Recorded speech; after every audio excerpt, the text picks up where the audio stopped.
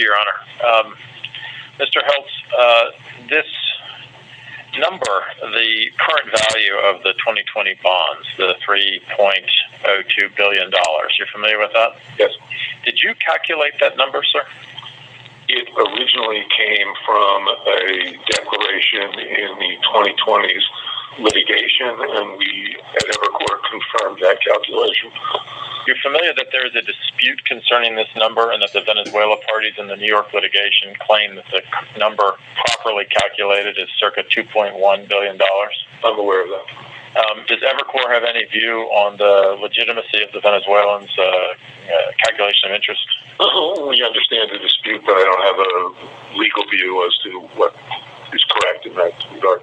You recognize that this is still an issue to be decided by Judge Fela in the New York litigation? Yes.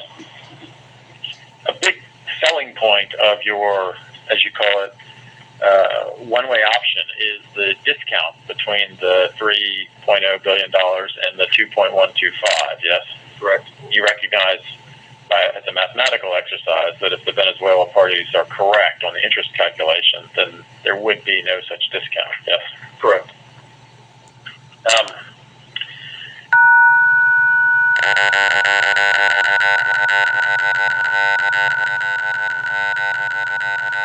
Special Master's changed recommendation is that there, I think you called it earlier today, there's a potential risk to Dalinar's financing in the event the 2020s prevail in New York. Yes? Yes. And that risk comes from the 2020s being able to exercise their purported pledge over 50.1% of the Citgo holding shares. Yes? Or to seek to enjoin the transaction. Based on the same pledge, correct? Is that a yes? Yes. Sorry. Now, you're aware, Mr. Hiltz, that for the last 6 years, OFAC has suspended the ability of the 2020 bondholders to exercise their rights under the alleged pledge, yes? Yes. And you would agree with me that if OFAC does not change this policy and does not lift this long-running suspension, that this potential threat to the gold reserve Dalinar financing coming from the exercise of this pledge does not exist, correct? I'm not a lawyer, but as a layman, I think you're probably correct. I'm going to this one-off option. The premise of this one-off option on which the Special Master has based his updated recommendation is that if the 2020s win in New York, then Amber has secured a TSA with them, and then the bid goes forward. But then if they lose, there's a rebidding process, correct? There may be. It's going to depend on Judge Stark's view. And perhaps what the 2020s do under their agreement with Amber Elliott, right? I'm not sure what you mean by that. You recognize that the TSA is not a fully formed agreement, correct? There's still multiple steps to go through until it's consummated. We went through some of those today and yesterday with Mr. Turkel. I agree that there are some customary things that need to be done, completing documentation, etc., but nothing that, in my judgment, seems to represent very significant risk. Definitive documents still need to be negotiated, agreed, and executed, yes? A private exchange has to take place. Is that correct? Yes, but why wouldn't that? Just going through the steps that still have to take place. Yes, correct. Public exchange then has to take place, correct? Yes. Various regulatory approvals have to be obtained.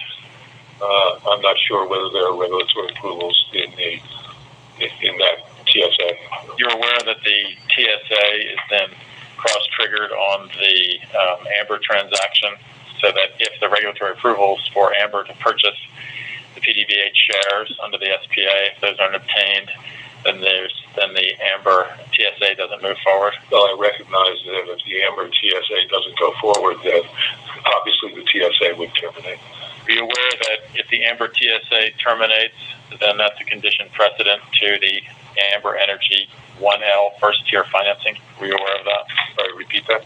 The continuing existence of the Amber Energy TSA, that it remains in full force and effect, is a conditioned precedent to the Amber Energy first-tier financing. Were you aware of that? I'm not specifically aware of that, but it doesn't surprise me. That would make sense to you? Yes. And so if the Amber Energy TSA is no longer in full force and effect, then the Amber Energy first-tier financing... What role did Citgo... I have no reason to doubt you on that front. The speculation that you have is that in this sort of rebid option, that other bidders may come in, and that Amber Energy may redirect some of the money that it's paying to the bondholders under the TSA to the Delaware creditors. Is that right? Yes. And it's correct that Amber and Elliott have not represented to the special master or his advisors that they will in fact put in a higher priced bid in the event that the 2020s lose in New York, correct? That's correct. But again, we believe there are other bidders in a similar situation who would also consider doing that. So it's not purely dependent upon what Elliott decides to do. And the special master hasn't obtained representations from any bidders, as I recall your deposition testimony, that they will in fact put in higher bids in the event the 2020s lose in New York. This is just your thinking of what might happen, correct? Yes, driven by what I think is logical, which is if the 2020s, if Amber Energy or other bidders who are in a somewhat similar situation, i.e. with bids that are paying $2 billion or $2.125 billion to the bondholders, now no longer have to pay that money to the bondholders, still wish to own the asset.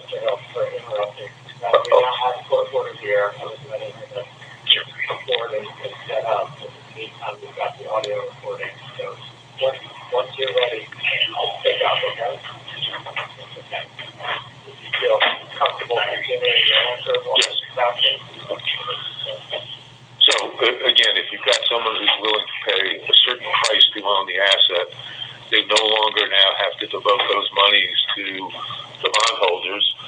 It's logical to assume that they're going to be prepared to divert all or a portion of those amounts to the judgment creditors as long as they continue to want to win the auction.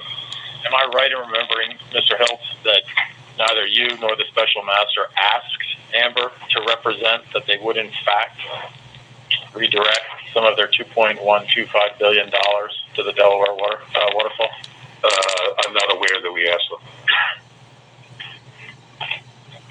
Now, in this conceptual rebid scenario, there's no prejudice to the rebid scenario to having the Dalinar Energy bid still in existence, correct?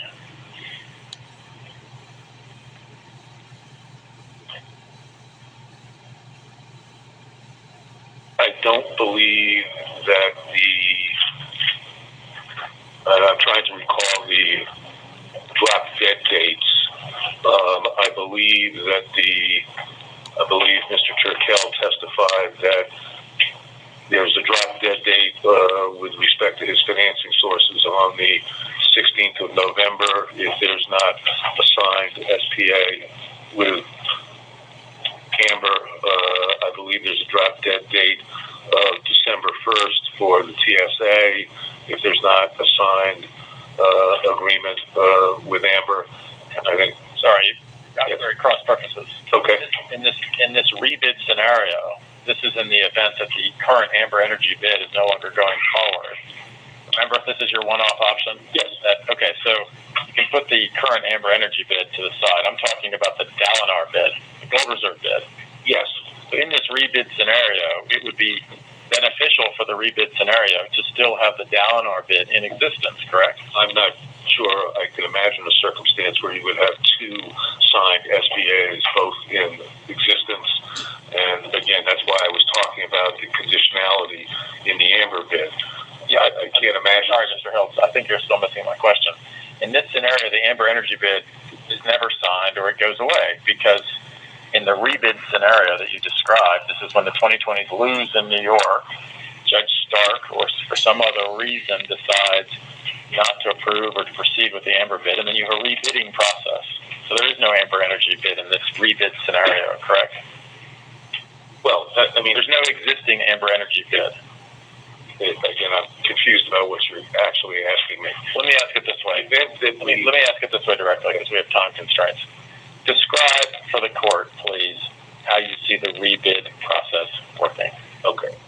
You would see the rebid process working to the extent that Amber was chosen as the bidder. And if the 2020s were to lose, and the judge was to determine that the Amber bid unduly enriched the holders of the 2020s, and he chose to not approve the Amber bid, then the rebidding would occur. And in that scenario, Yes.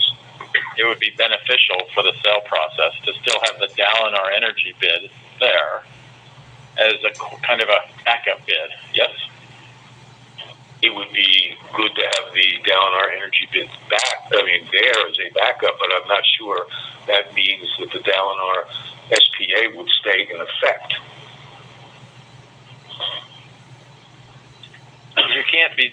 The special master and his advisors can't be certain that in this rebid scenario that there will in fact be any further bids.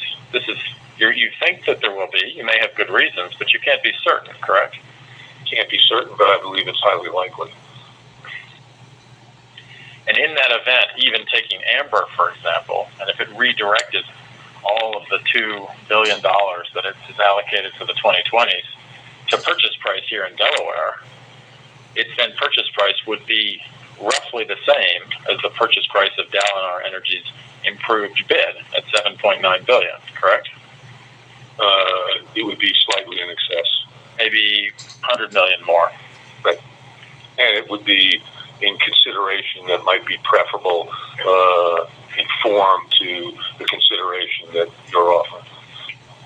The Dalinar bid offer. But still, even if Amber were to take every penny and put it to the Delaware waterfall, the price of its bid is roughly comparable to Dalinar's existing improved bid. Yes, but I'm saying that they would have cash to redistribute to creditors and market value paper, which may be able to achieve larger discounts and get further down the waterfall than your package of non-cash consideration, which we really don't have any feel for what it is or how it might be valued. Well, are you not aware that the special master has now seen the underlying agreements for the Dalinar bid? Have you not reviewed those documents? I have not seen the underlying agreement. They've been produced. Were you not aware of that? No, I wasn't. Okay. So you do now. The special master or someone on the large Weil and Evercore team has the ability to answer these questions, yes? I don't know the answer to that. In this scenario, Mr. Hiltz, you have a fully signed SPA with Dalinar, finally recommended on July 2, subject to discovery, briefing, leading up to a sale hearing, a relatively well-baked final recommended bid. Are you with me so far? Yes. The Amber bid comes in. It's got the lower price, but it has the TSA, right? Yes. Special master's view is to displace the existing final recommended higher bid from Dalinar for the Amber bid. Yes. Yes. But you recognize, sir, with this one-off option, that there's a distinct possibility that the Amber Energy bid, as it's currently constituted, also might not close, correct? That's the second half of your one-off option. Well, it would only close if Judge Stark made a determination that in the circumstance where the 2020s lose, that they are being unduly enriched, in which case we would go to that brief remarketing process, which I believe would produce superior results for creditors. Do you recall Judge Stark's order, the court's order from the stalking horse period, suggesting that this scenario, that a deal that gives a lot of money to the 2020s to the prejudice of the Delaware creditors could constitute a fundamental injustice? You remember those terms? Yes. Okay. So you do recognize the possibility that the Amber Energy bid will not proceed in the event the 2020s lose in New York. Of course, and I don't think that's a bad thing. Okay. And so my question is, in this scenario, doesn't it make more sense for the sale process to stick with the existing, relatively fully baked final recommended bid at the higher price? And then, if this contingency hits in New York, to then pivot. Why does it make any sense to pivot now to the lower price bid when that contingency in New York could go either way, and you've just admitted that even if it goes the way of the 2020s, unless OFAC changes its 6-year policy, there still is no risk to the existing bid. So I guess I'd make 2 points there. Number one, if part of the appeal of Amber is protecting downside while keeping open the upside, okay, and that's what we meant by the one-way option. So in the circumstance where we choose Dalinar and the 2020s win, we have lost the discount that is embedded in the settlement. Now, we can argue about what the size of that discount actually is. We chose to analyze it based on $3.02 billion, which is the worst case outcome. And on that basis, it's $895 million. And that satisfies Coke and most of Rosoro's claim. So to the extent that we lost that, those creditors would be really damaged. So that downside scenario is what we're looking to protect. Now, with respect to OFAC, I'd make the following observation. I understand your argument that OFAC has had this in place for 6 years, and I believe there were foreign policy concerns that caused OFAC to have that in place, namely because of the issues surrounding the U.S. relationship with the Venezuelan government.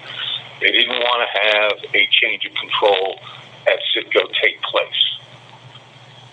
Why in the world would it make sense to allow the sale to Gold Reserve and at the same time, which results in a change of control, and at the same time maintain a stay against the 2020s to prevent, which was designed to prevent a change of control.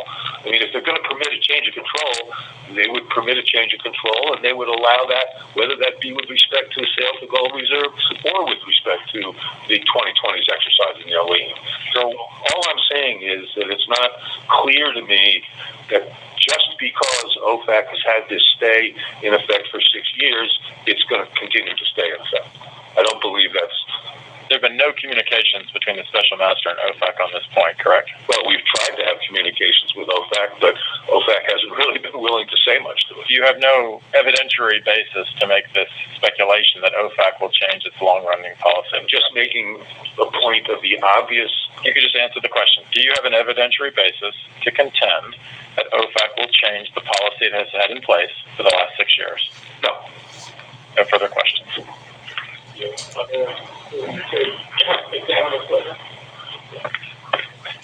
Thank you, Your Honor. Juan Perla for PDVSA.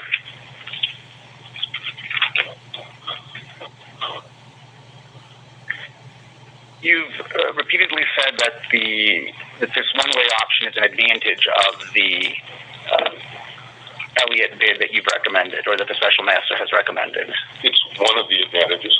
Right. Now, this one-way option only works if the 2020 bondholders also prevail on appeal, correct? Well, I mean, again, it works.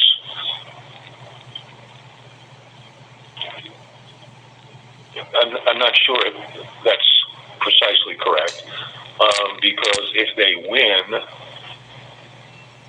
even before the appeal is fully decided, their negotiating position with respect to settling will obviously improve. So you'd be looking potentially at higher prices, and it's not clear that they would be enjoined from exercising prior to appeal. But if they win in front of Judge Fela and then lose in front of the Second Circuit, the same problem that exists if they lose in front of Judge Fela would materialize again. I'm just not clear that I'm not a lawyer, but I'm not clear that Judge Fela would prevent them from exercising their lien prior to the appeal. But in the eventuality that that a decision is reversed, a Judge Vela decision in their favor is reversed by the Second Circuit, we're back to the same position that we would be in, where they end up getting paid out for claims that are invalid or bonds that are invalid, correct? I suppose so. Yeah, again, I'm not a lawyer. I just heard you say that the SPA would be terminated, that if the SPA is terminated, then the TSA also terminates. I believe that's accurate. Did you include a right for the special master to terminate the SPA if the 2020 bondholders lose on appeal? No. Why not?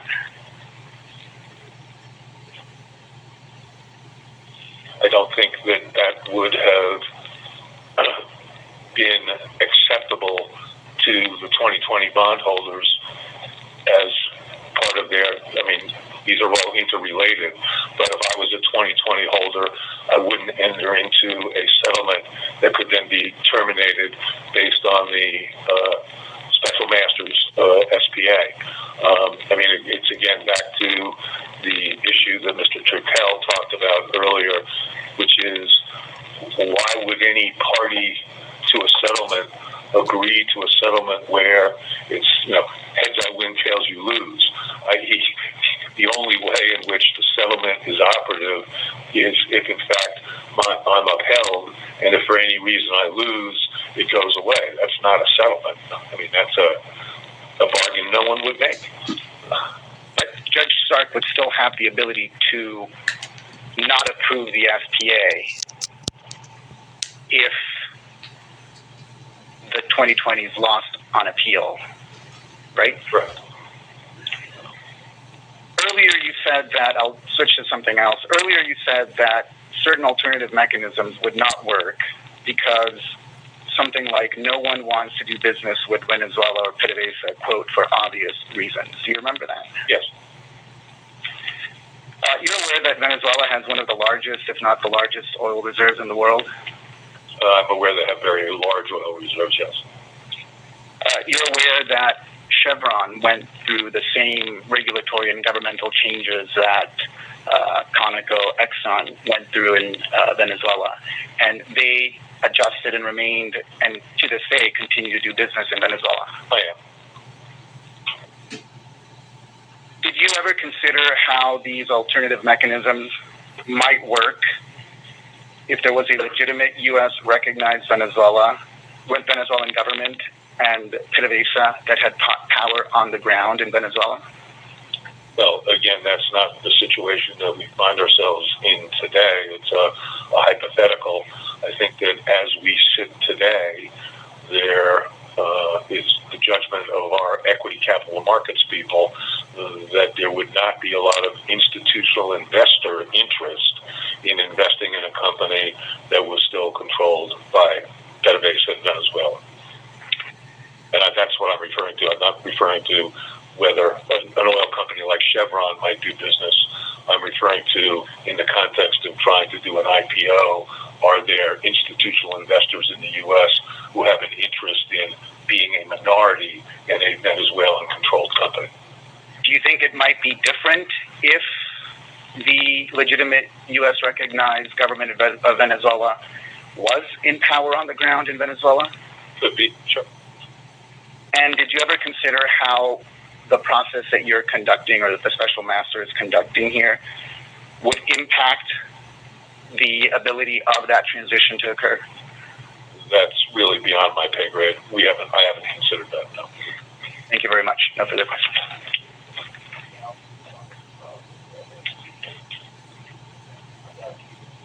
Sure.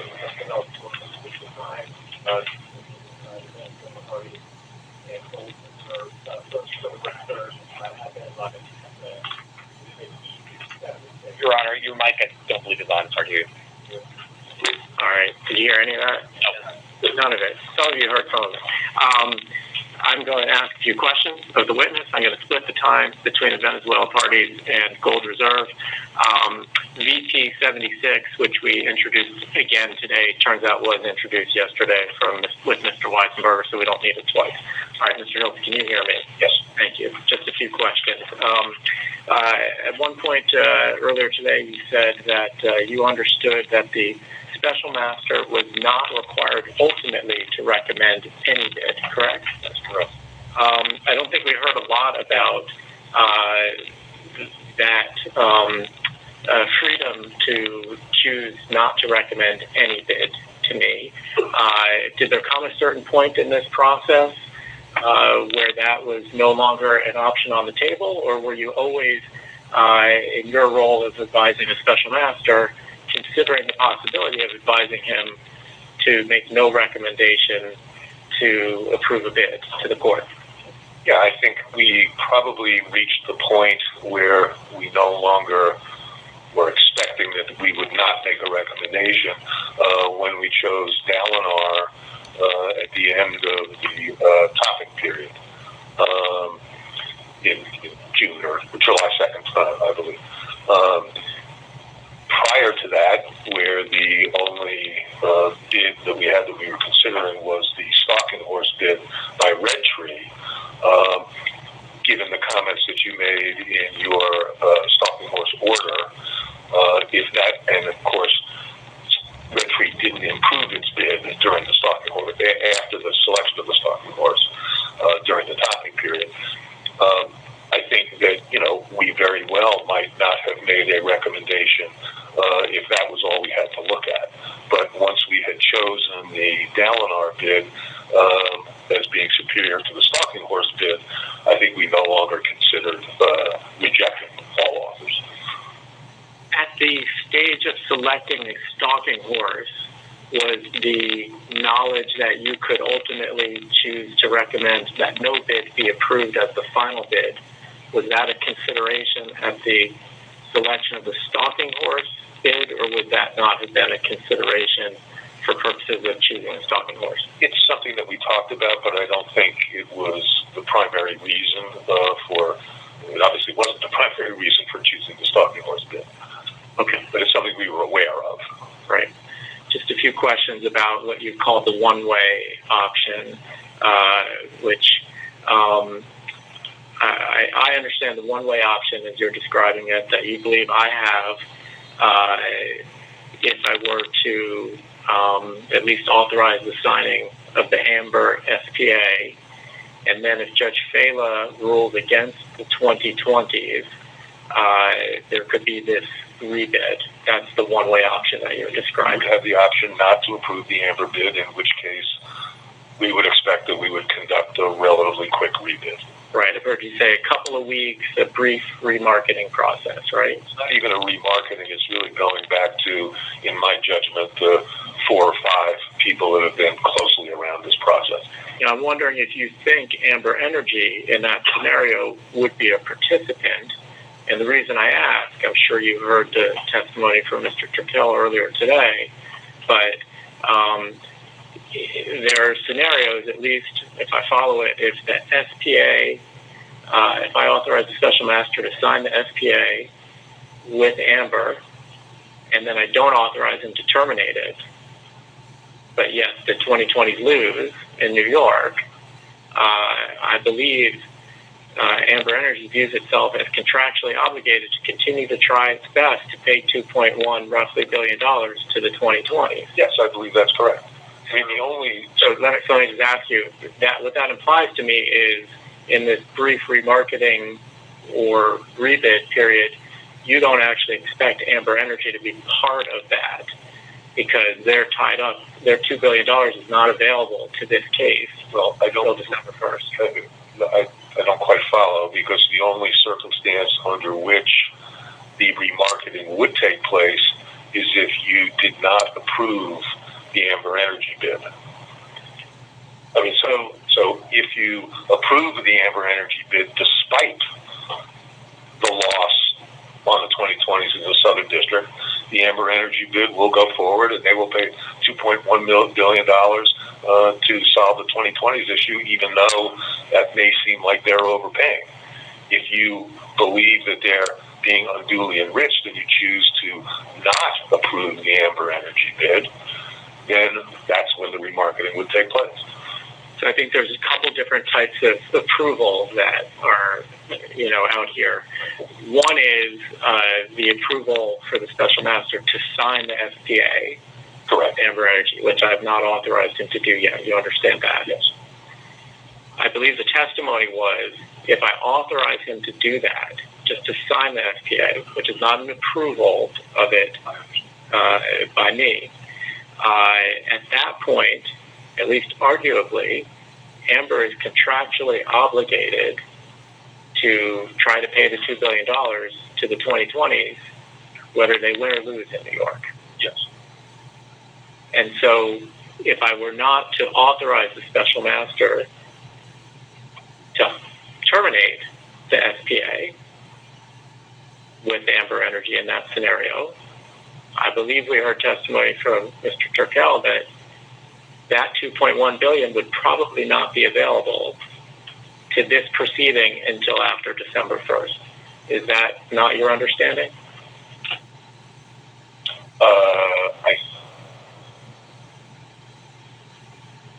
Well, again, is this a circumstance where you have said that you won't approve the Amber Energy bid? It's a circumstance, sure, sorry to interrupt you, but it's a circumstance in which the special master has signed the SPA with Amber Energy,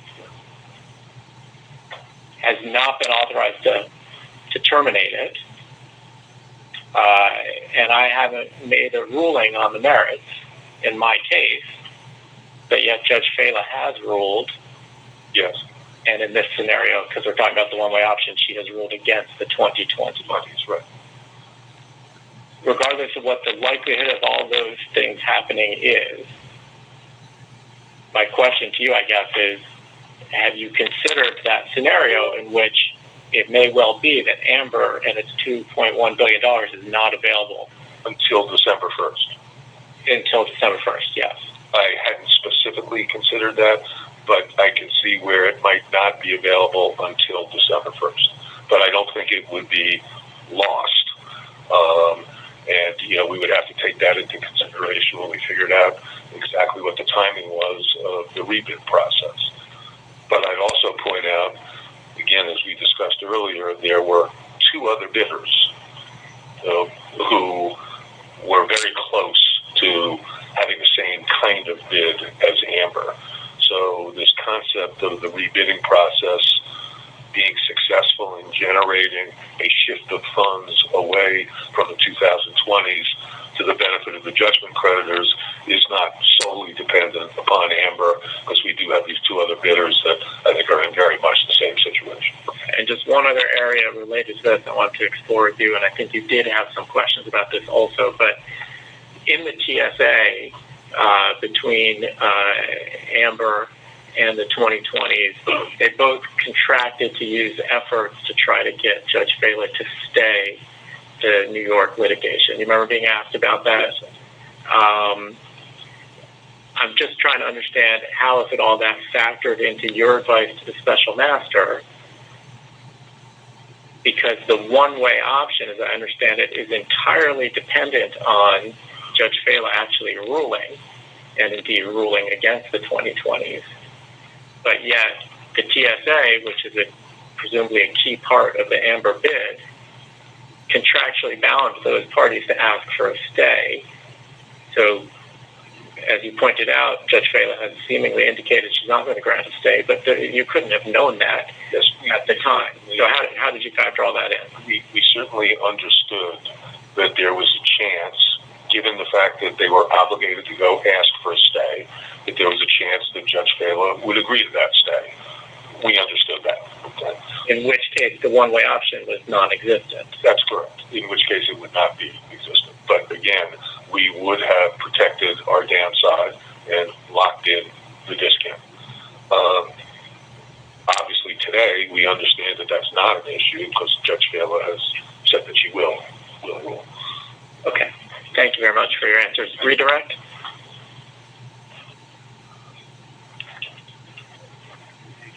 Yes, Mr. Cruz. Yes. As a colloquy, is it possible to allocate that 3 ways at least, special masters?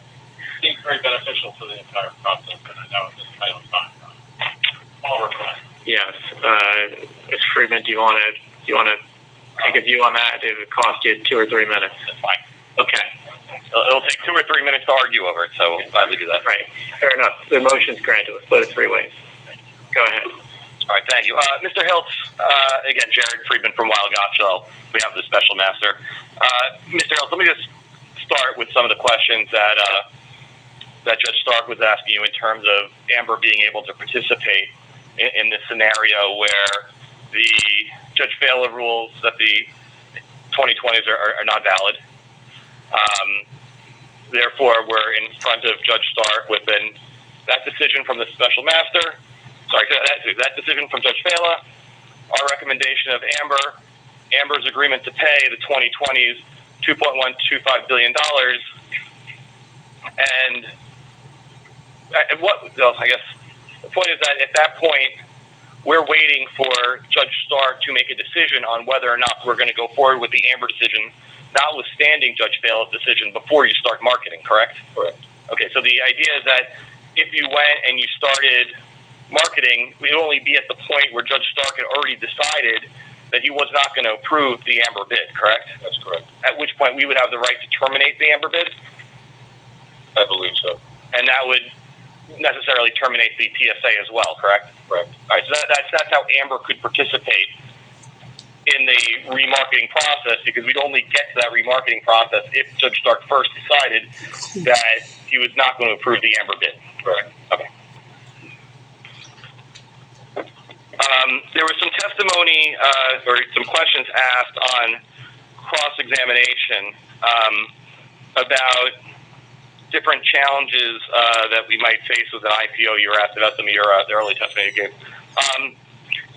Can you talk about what challenges there might be in terms of what would be needed for like disclosure and cooperation and things of that nature to do an IPO? Well, I guess the first and most obvious would be the contingent liabilities. It would be highly unusual to see an IPO with contingent liabilities the size that exist here.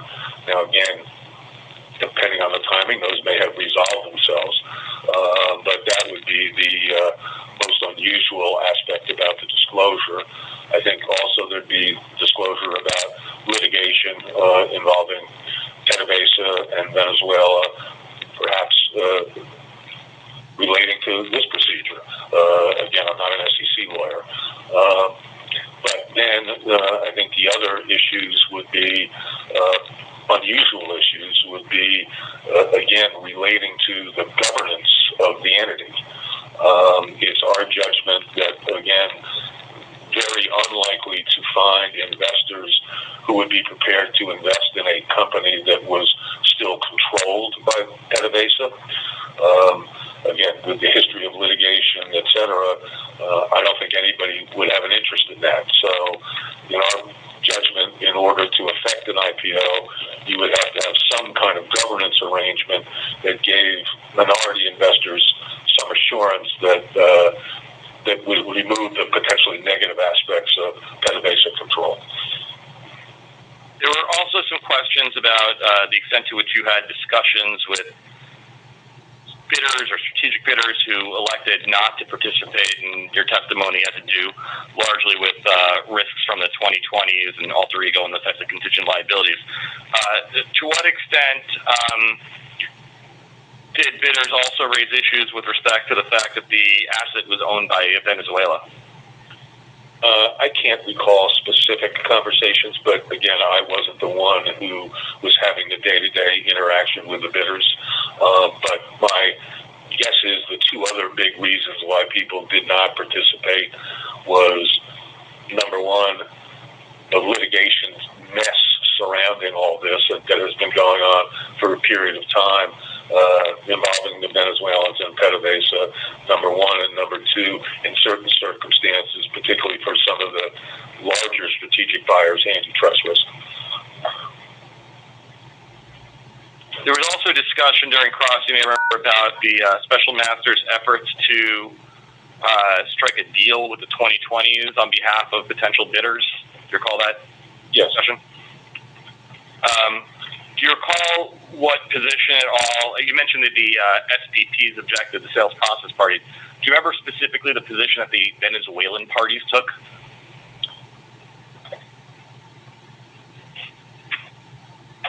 I believe they objected to it, but I can't recall the specifics. May I approach, Your Honor? Thank you.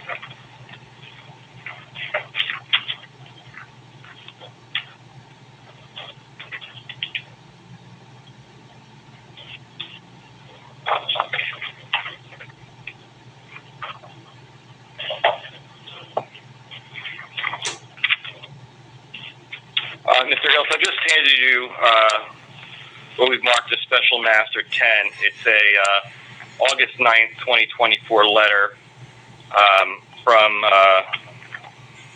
is Mr. Perla? Yes. Oh, no. From Joseph Pizarro of the Curtis Millay Law Firm. And it's a letter to the Special Master, and I wanted to direct you to the very first paragraph of this letter. Yes.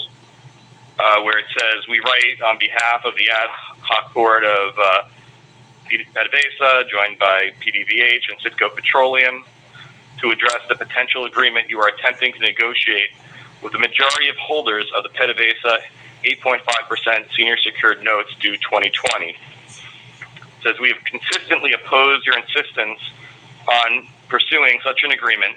We are particularly alarmed by the proposal described to us during our conference call on August 7, 2024. Is this consistent with your recollection in terms of the position that the Venezuela parties took? Yes. Back to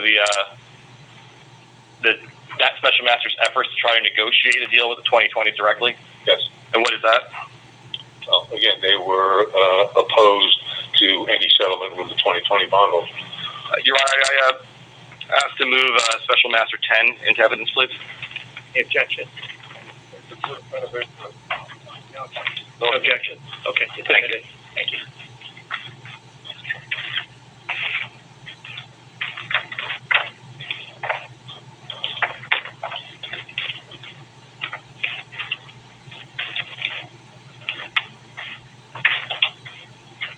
May I approach once more? You may.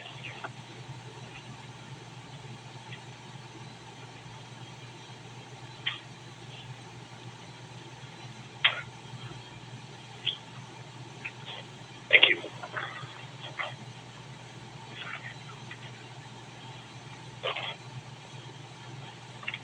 Mr. Hills, I've just handed you a document that we've marked as Special Master 52.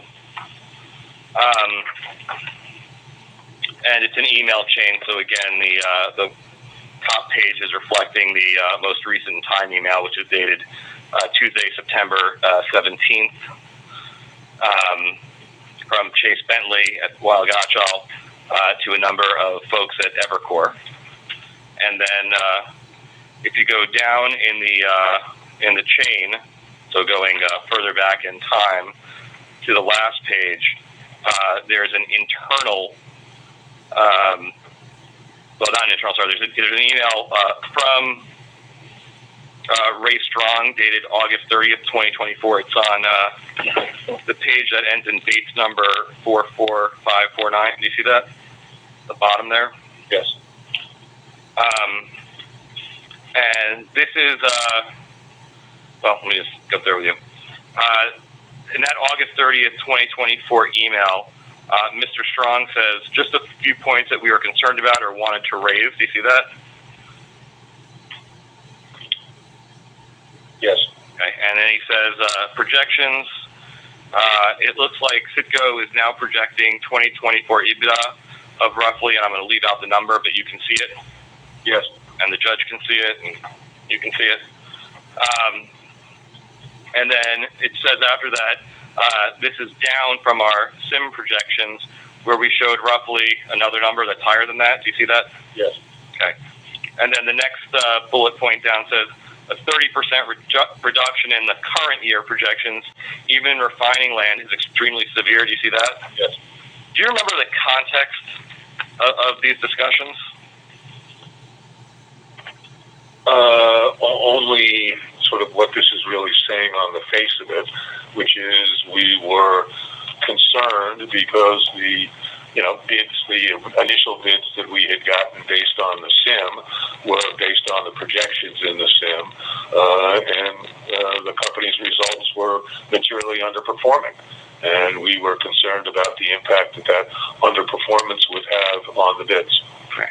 If you look at the next emails up in this chain,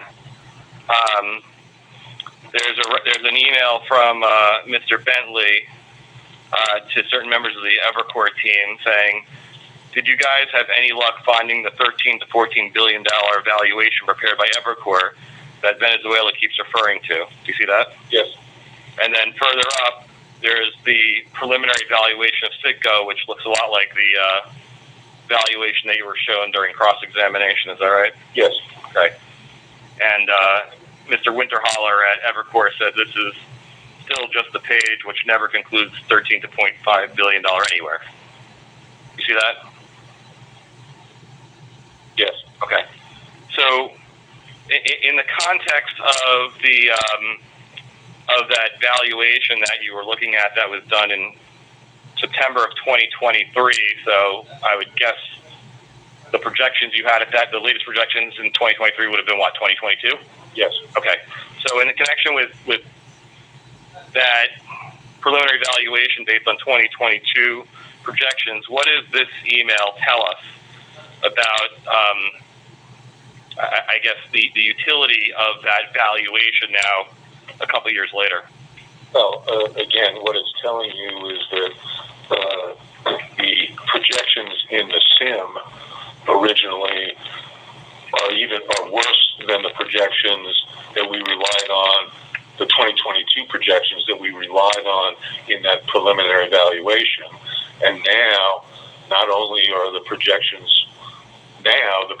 are even worse than the SIM.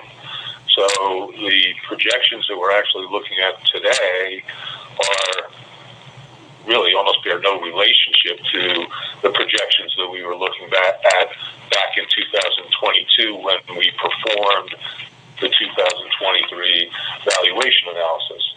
And this is why I've been consistently saying that this preliminary valuation in 2023 has no relevance to an evaluation of the bids that we're looking at today.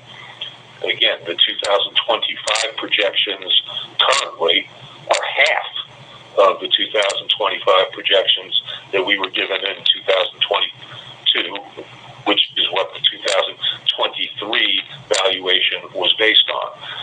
I can't think of any investment banker who would realistically suggest that you should take a valuation that was done 2 years earlier based on projections that are now completely off and use that as a benchmark to evaluate bids that you are receiving today. It just doesn't make any sense. The final point is that this valuation never considered contingent liabilities, which is obviously a factor that bidders take very seriously. Your Honor, I'd ask to move what we've marked as Special Master 52 into evidence. Your Honor, we've taken a lenient approach to hearsay in this case, but we do object to the admission, at least of the August 30th raised strong email at the bottom of the chain into evidence.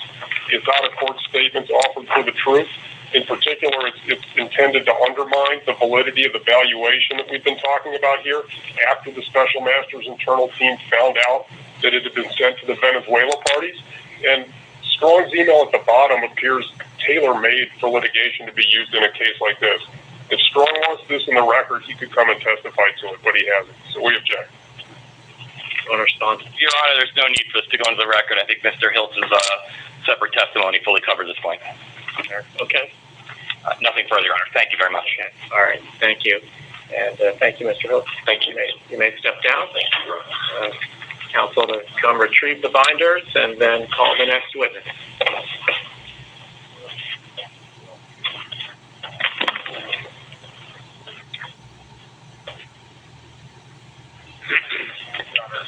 Yes. Yes, please.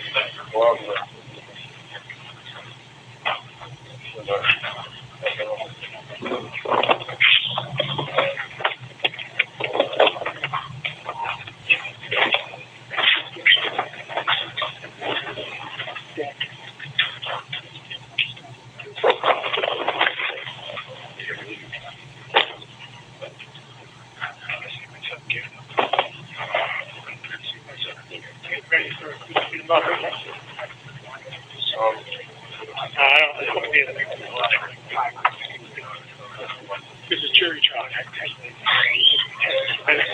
Don't go anywhere. Just all need to know.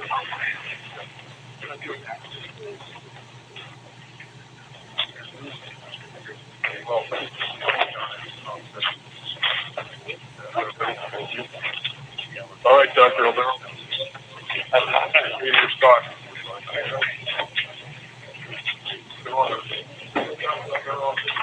Yes, please, and for the record, call him to the stand. Great, thank you. Come on forward. We'll administer an oath. Water.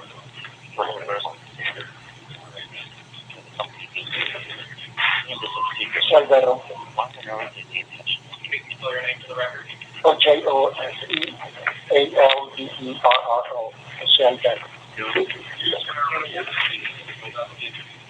The whole truth. I do. Welcome, Dr. Albero. Thank you for this. Your Honor, we're passing out a set of demonstratives that we're going to use at the witness with the court's permission, and we're also passing out the 3 reports he's issued in this matter, which we're going to formally offer into evidence at the outset of the examination. Okay. You want to do that now? If the court please. Sure. I'm not expecting any objection, so go ahead and offer it. Your Honor. Okay, Dr. Albero, you've just been handed 3 exhibits that are your 3 reports in this case. Do you affirm that those are the reports you've issued in this case? Yes, sir. Okay, with that, we offer exhibits 186.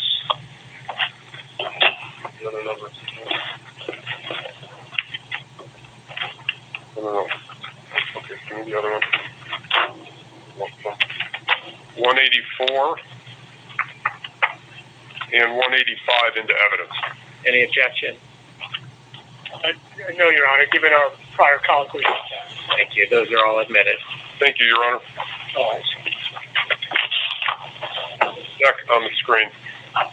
Okay, Dr. Albero, please tell the court a bit about your background, starting with your education. Yes, sir.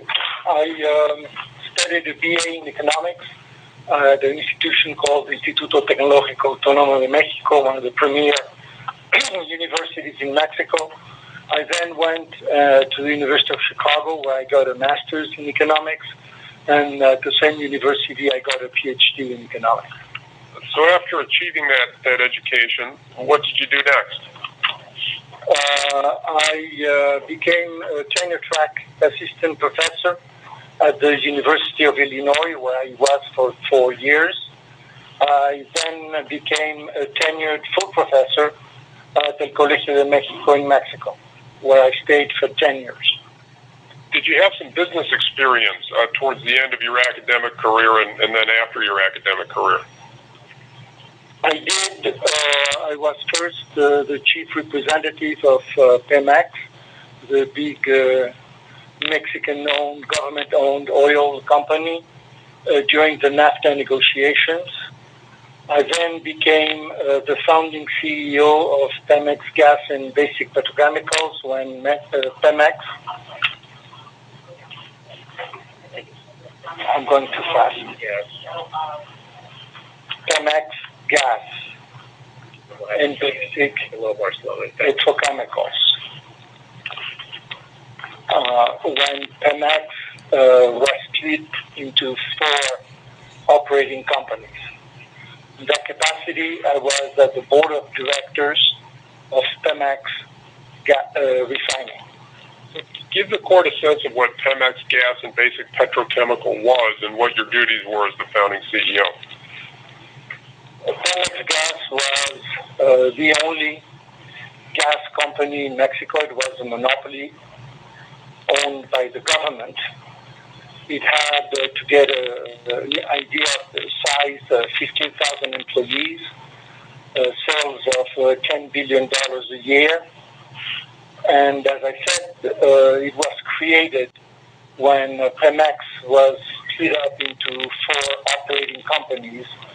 So my task as the CEO was to assemble a number of assets and liabilities, obviously, and make it into a profit center. And did you succeed at that? I think I did.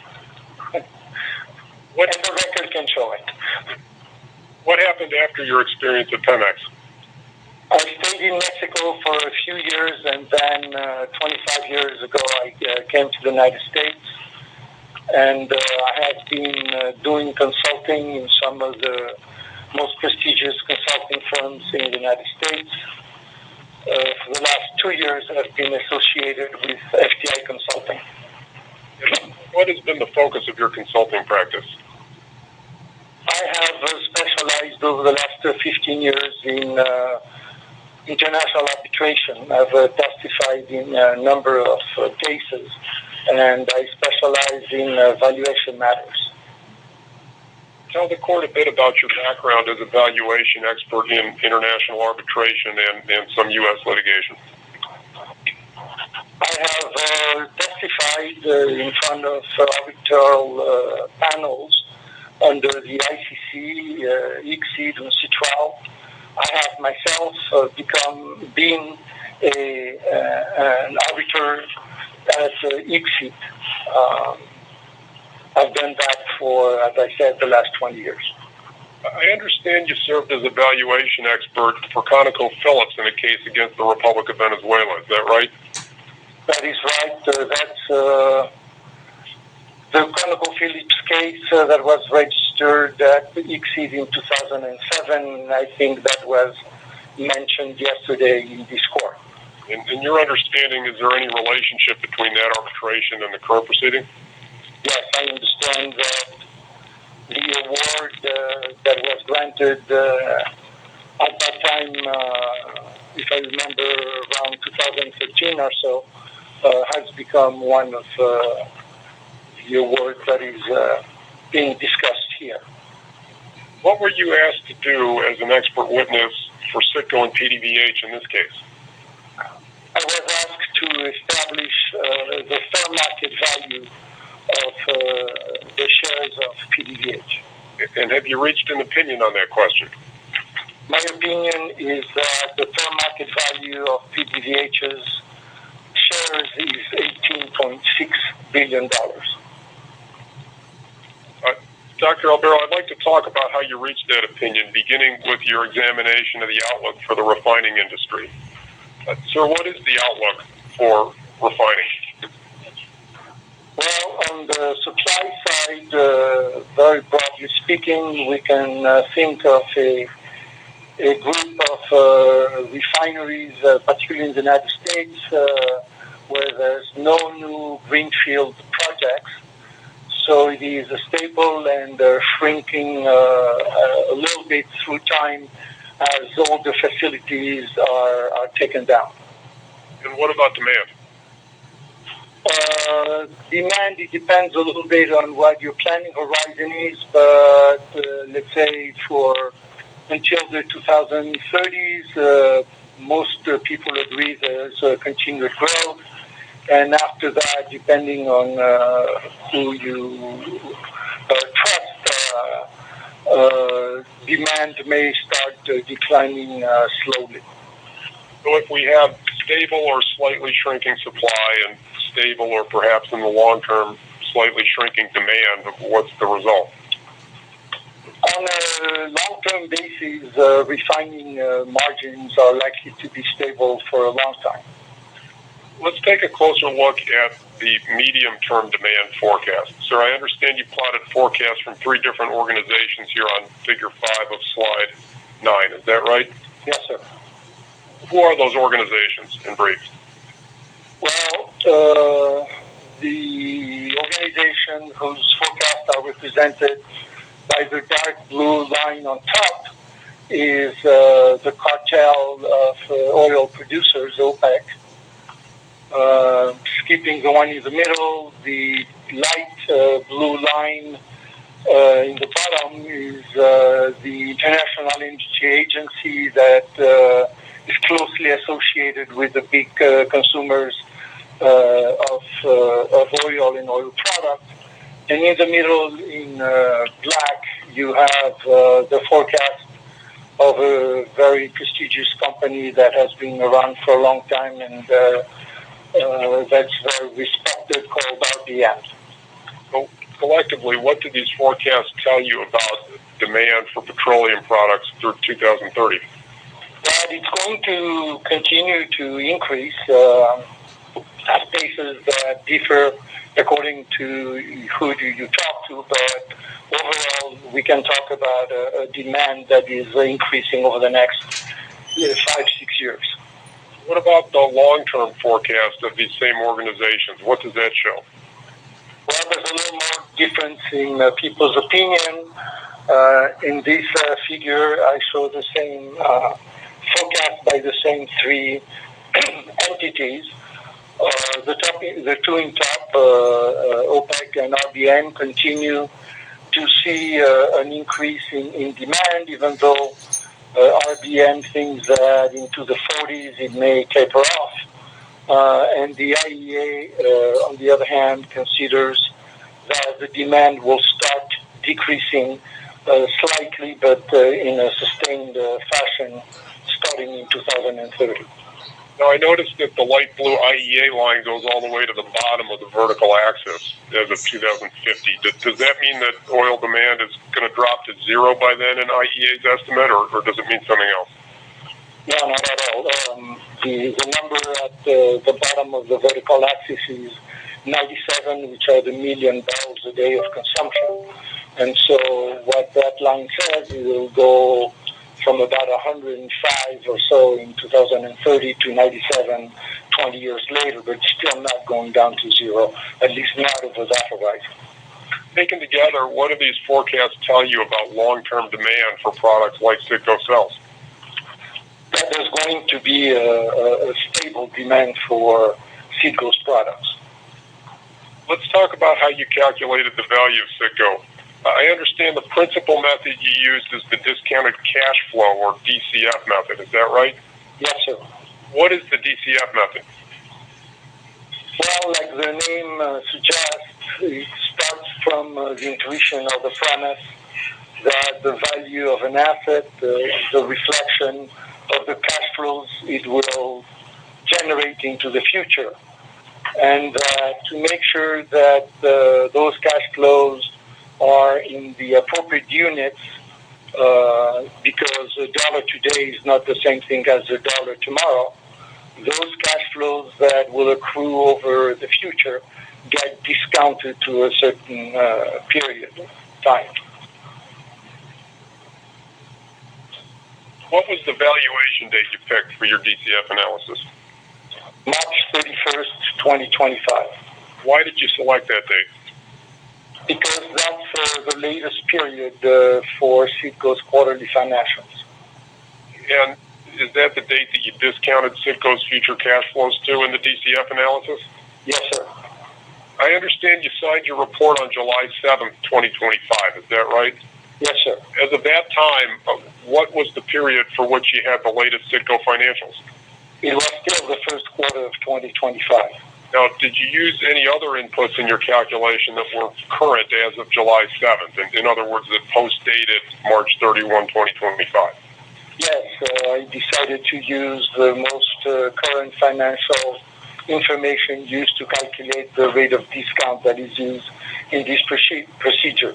It seemed that was something useful, that the latest financial information be incorporated in my estimate.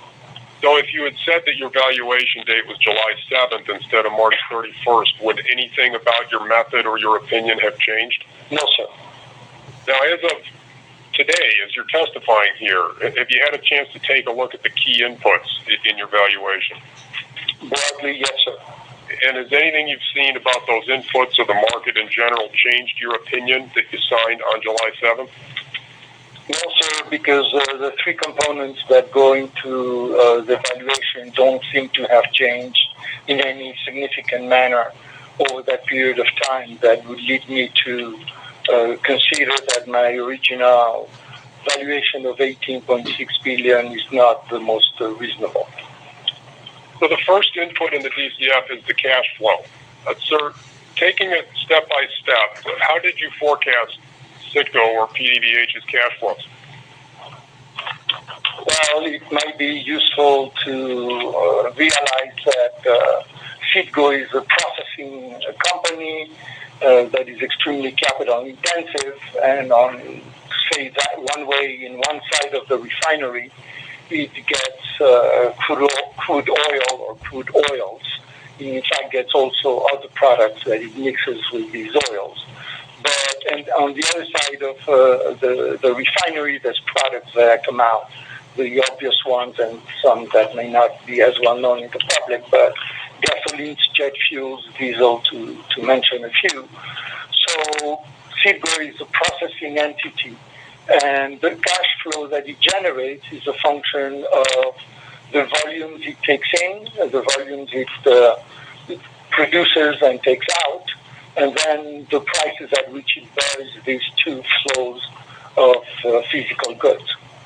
So how did you estimate Citgo's projected volumes, the first piece of the equation? Well, as I think my description suggests,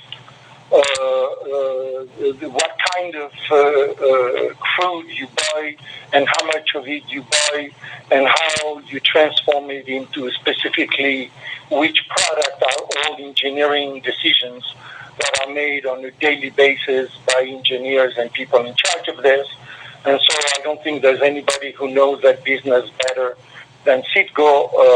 So I trusted Citgo's numbers as they refer to the physical quantities on both sides of the refinery. What about the prices of the inputs and the outputs? How did you estimate those? Well, that's a little different because Citgo participates in competitive markets. Us economists consider that the competitive market is one where you don't have any influence or impact on the formation of prices.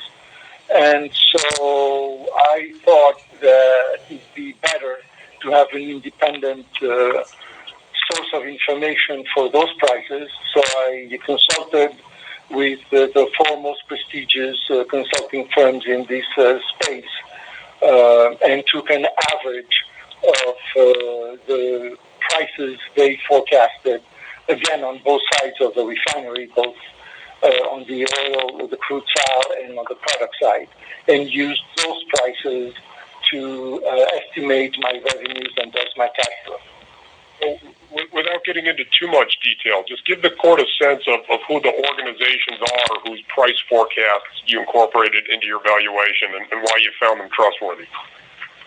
Well, very quickly, we already mentioned one of them. It's RBI, but there's also another one that all people may know for other reasons, which is S&P. There's one of those is a consulting firm that is very well known from its engineering aspects, Turner Mason, and these are four well-established companies that have spent a significant amount of resources in developing this forecast that employ the best people in the business and that are considered to be the big specialists, and they are very respected by everybody who lives in this space. And in your understanding, the forecasts that you use from these firms, are these forecasts anybody can buy if they're willing to pay the price? Yes, sir, if they're willing to pay the price. Some of these are extremely expensive. And these forecasts that, in your understanding, companies in the industry look to themselves sometimes? Yes, participants in this industry use the products of these four companies, yes, sir. So, once you applied the consultant average prices to Citgo's volume forecasts, I understand you came up with an estimate of Citgo's future cash flows. Is that right? Yes, sir. And if you plotted that on figure 15 on slide 15? That is correct. Okay, just to orient us, the dark blue line from 2020 to 2024, what does that show? That's the historical results, what has already happened. And the lighter blue lines, the light blue line to the right and then the medium blue line below it, whose forecasts are those? The light blue line are mine, and the other blue line that is below it is Citgo's forecast. So it seems like your forecast is somewhat higher than Citgo's, particularly from 2027 to 2030. Is that right? Yes, sir. Does that give you any doubt about the validity of your methodology? No. Why not? Because my method is very simple, very transparent. I take quantities from Citgo, then I take prices from the four companies which are leaders in their field, and then I make the calculations from there. No one has objected to my math, and so that's the result I obtain. Before we move on, I noticed that from 2022 to 2024, the actual results dropped significantly, and then the trend is positive from there. Is that right? Yes. Does that rather precipitous drop mean that Citgo's business is failing or deteriorating somehow? Yes, sir. It's an indication or another indication or confirmation of the fact that the refining business is cyclical and that 2022 was the peak of the cycle and 2024-25 was the trough. And so, as I said, the refining business, like many other businesses connected to the oil market and the gas market, are cyclical. Now, having calculated cash flows, the next piece of the puzzle is the weighted average cost of capital, or the WACC. Can you briefly walk the court through how you calculated the WACC in this case? Well, the calculation, again, starts from the intuition and the premise that the company has two sources of financing. One is equity and the other one is debt.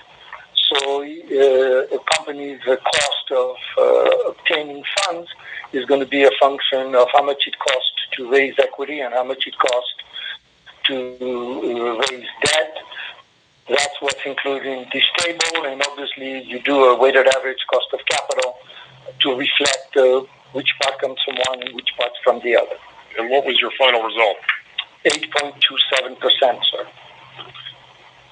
The third input in the DCF analysis is the perpetuity growth rate, which I understand is used for forecasting cash flows after the discrete forecast period. Is that right, Dr. Albero? Yes, sir. How did you calculate the perpetuity growth rate in this case? Well, using a very standard, well-established and uncontested methodology, which consists on assuming that we are in steady state so that things will continue indefinitely the way they are, and assuming that the prices of the products that Citgo produces will grow at the same pace as inflation, no more, no less. But on the other hand, I took what I consider to be a very conservative assumption on the basis of the diagrams we saw before, which is that the quantities of what Citgo would sell would shrink through time. And putting those pieces together, what was your result? If you take an estimate of what the inflation rate is likely to be after 2030 on the basis of what it has been, which is 2.58%, and you subtract from that the contraction in the quantity sold, which is 0.44%, you get to 2.14%. And did you tweak that 2.14% number a little bit in your valuation? To be even more conservative, I lowered it to 2%. So having calculated cash flows, the WACC, and the perpetuity growth rate, just summarize for the court how you bring it together and calculate an enterprise value? Well, begin at the top, and we'll walk through a line at a time. The line, the second row lists the free cash flows on each one of the years that are shown there. For example, for 2026, I assume that the free cash flow would be $640 million, and 2029 it would be $1,864 million. Then you bring all these back to the date of valuation, and you sum them up. And the result of that calculation is $5.4 billion, which you can see in the third row above the last one. And then for the terminal perpetuity rate, you take a number. In this case, the one that is in the corner on the right under terminal, like $1,282,000,000, which is the average of the previous ones, and then you apply to that formula that I have not exhibited, but which is fairly known and established, that mixes the WACC and the perpetuity growth, and that yields a net present value of $13.2 billion, which added to the $5.4 billion, which I referred to before, gives me $18.6 billion. Well, I understand 18.6 is your opinion of enterprise value, but you also, as an illustration, conducted a DCF analysis using Citgo's own price forecast. Is that right? Or I should say cash flow forecast. Is that right? Yeah. Your Honor, sorry to interrupt, but we have a ceiling problem on the light blue line, which is... Will I take it down from the screen? Yeah, if we could, please. Yeah, thank you, Your Honor. I think I have it here in hard copy, correct? I think so, Your Honor. Thank you. Okay, so we're on slide 19 of our demonstrative. Okay, Dr. Albero, are you... I don't have the demonstrative. No. May I? Or may I? Yeah, please. Thank you, sir.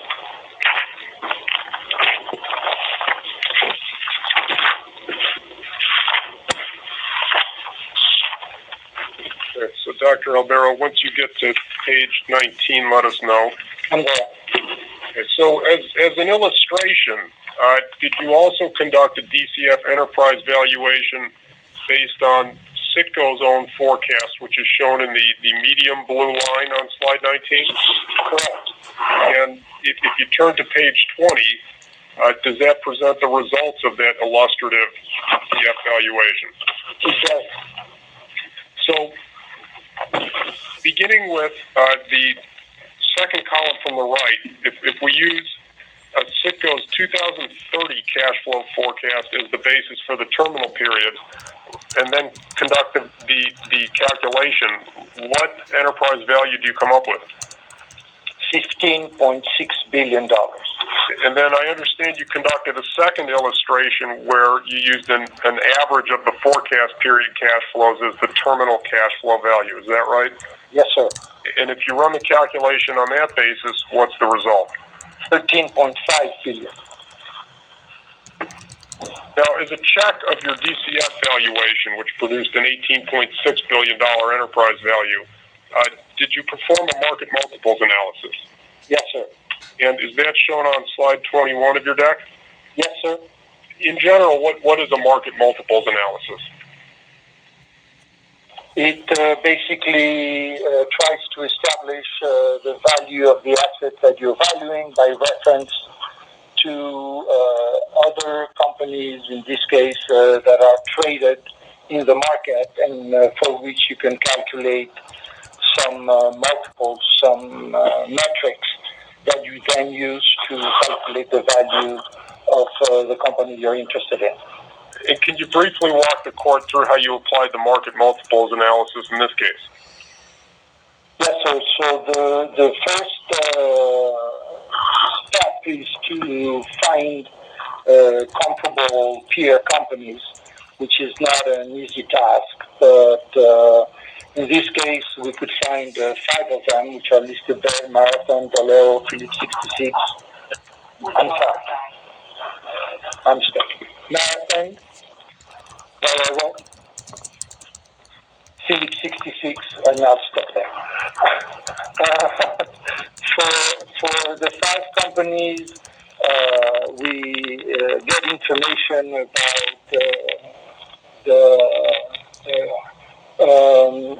the multiples, which is to say the enterprise value divided by the EBITDA of these companies.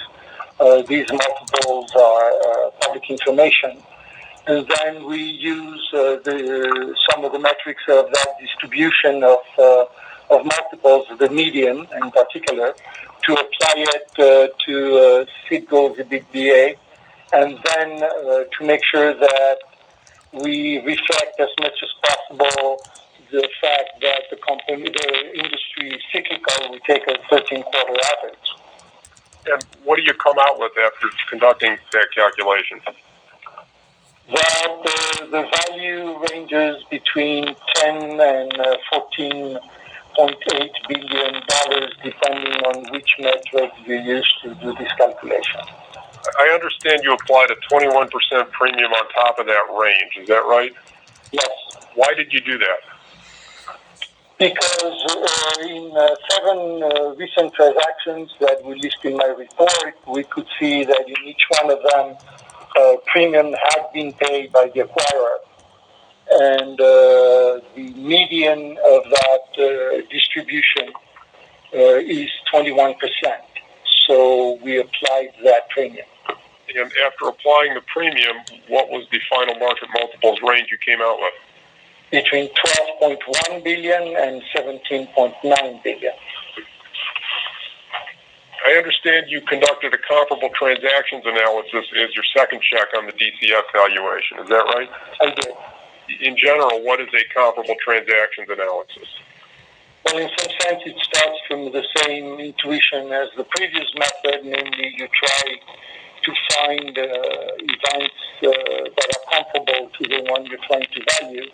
In this case, instead of looking at companies that are traded in the stock exchange, you take companies or transactions that for one reason or another you consider comparable.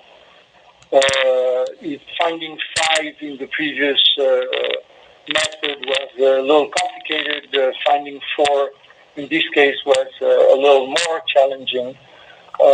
We found 4, as I said, since 2017, and we used that for the basis of our calculation.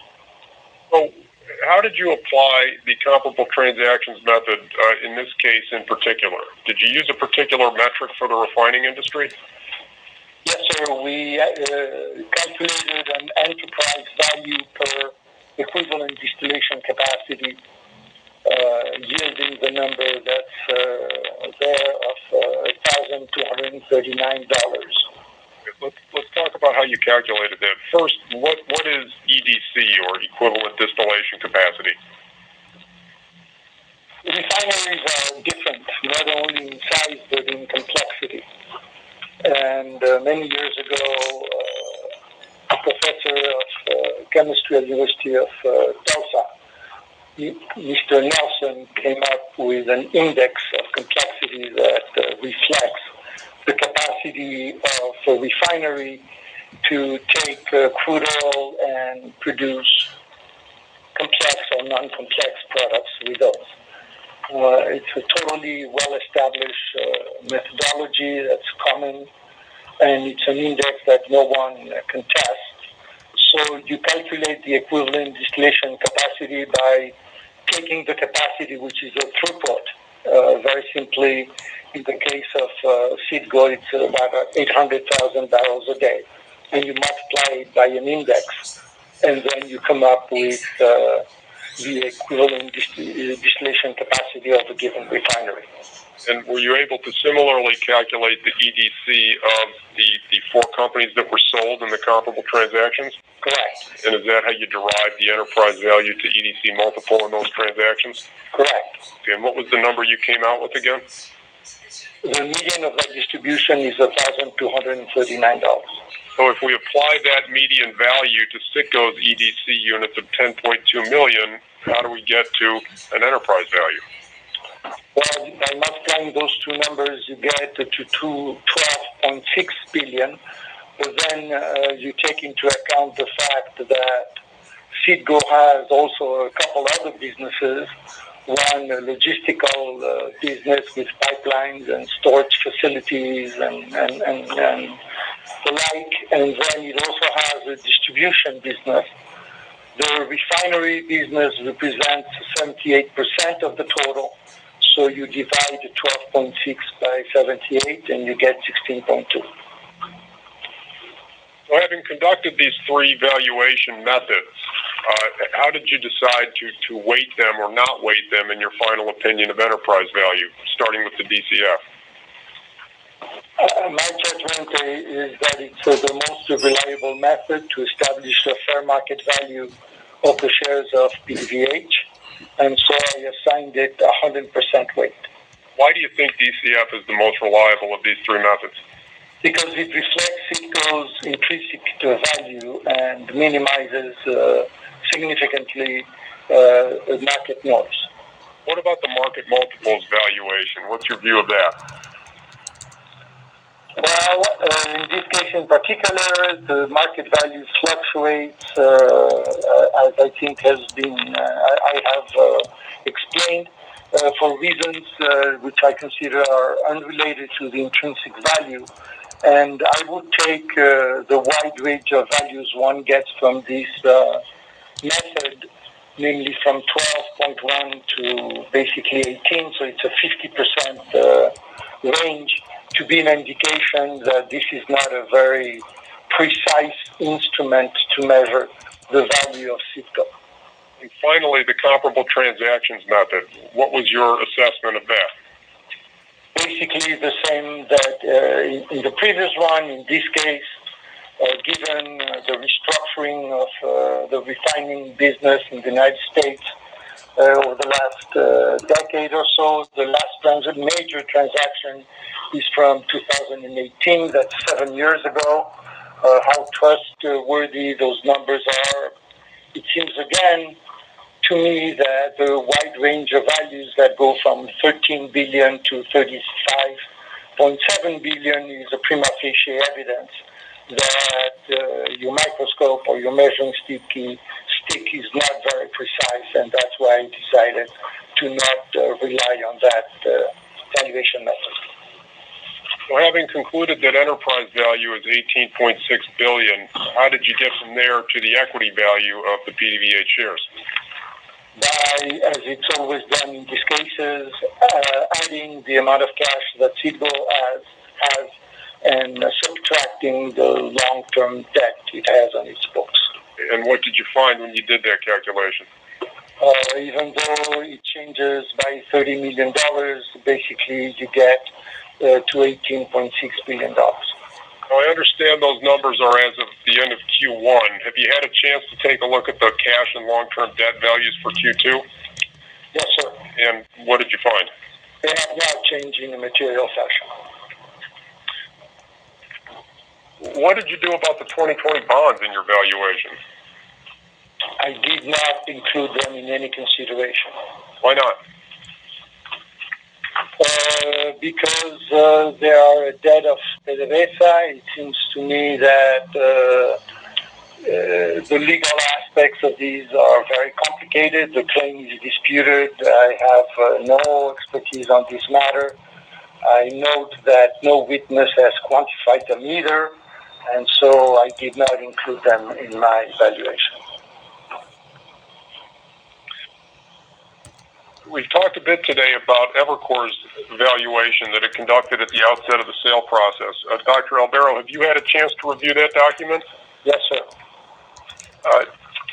Sir, just to get oriented, is this the Evercore valuation deck that you reviewed? Yes, sir. And is this the summary of the different valuation methods and conclusions that Evercore achieved? Yes, sir. Is there one method in particular that in terms of its process, resembles yours? Yes, sir. Which one? I'm sorry, the one that is under the second column, let's say, from left to right, the one that is called perpetuity growth. Now, in scrutinizing Evercore's perpetuity growth discounted cash flow value, did you find any mistakes? Yes, sir. What was the first one? Well, the first one has to do with tax treatment. Evercore, assumed this was an asset sale with stepped-up basis. In fact, it is PDVH's equity which is being sold here, and so once you make a correction, the valuation goes down a little bit. Okay, so and then just to be clear, in making this correction, did you move Evercore's value up or down? Down. So what was the second mistake you found and fixed? The weighted average cost of capital that Evercore used does not make much sense. I understand there are two problems with the WACC. What's the first one? The first one is that, as shown in the deck and even in some of the specific slides, Evercore calculates a WACC range from 8.6% to 9%. And in fact, when it then carries out the calculations for the DCF, it uses 9.25%. Let's take a look at that in the deck. Sir, is this the page of the Evercore valuation where they show the detail of the WACC calculations?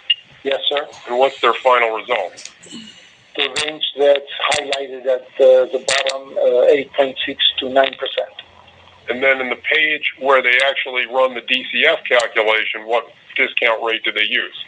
9.25%. Okay, as a valuation expert of perhaps 20 or 25 years, sir, have you ever applied a different discount rate than the one you actually calculated in a valuation? No.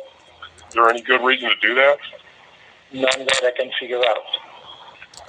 So what's the second WACC mistake that you found in Evercore's valuation? They applied a small company risk premium of 0.6% to the cost of equity. And what's wrong with doing that?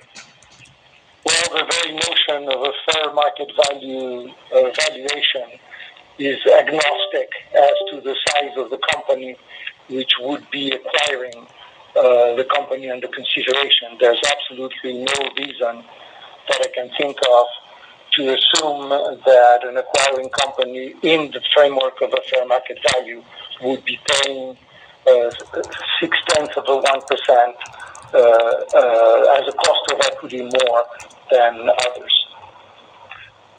Was there a third mistake that you found and fixed in the Evercore valuation? It has to do, sir, with what is a reasonable perpetuity growth rate. What perpetuity growth rate did Evercore use in its valuation? 0%. And what's wrong with that? Well, if you were to go back to the arithmetic I showed in one of my previous slides, it in fact implies a significantly decreasing real growth rate of minus 2.56% every year indefinitely into the future. So what perpetuity growth rate did you use when you corrected the Evercore valuation? 2%. So having made all these corrections, walk us through the impact on the Evercore valuation. Well, let's start with the original valuation of $13.169 billion. You subtract about $1 billion to correct for the incorrect treatment of taxes. You increase the valuation by $1.3 billion because they should have used a smaller weighted average of capital according to their own calculations. And then correcting the perpetuity growth rate makes the valuation increase to 3.4. The sum of all those numbers is $16.9 billion. And so understanding that this valuation you corrected was done 2 years ago, does this still have any role in your assessment of your $18.6 billion valuation? Well, just because of the passage of time, that number would be bigger today. And anyway, I consider that it's not very far away from mine, doesn't contradict my estimation done somewhat differently, that the fair market value of the shares of PDVH are $18.6 billion. Now, we've spent about 40 minutes talking about Albero's valuation and then about Evercore's valuation. I want to close by talking about Amber's valuation. How does Amber's proposed price in this case compare to the last 3 years only of accumulated EBITDA for PDVH? Well, my understanding is that Evercore's valuation or bid is $5.9 billion. And if you sum the last 3 years of Citgo's EBITDA, you get to $8.8 billion. So simple arithmetic suggests or indicates that Amber is offering two-thirds. Amber's bid is for equivalent to two-thirds of the EBITDAs of Citgo during the period 2022 to 2024. Is there any reasonable way to value a company at less than just 3 years of EBITDA? This is a company, I'm sorry to repeat, that is basically steel. It's physical assets.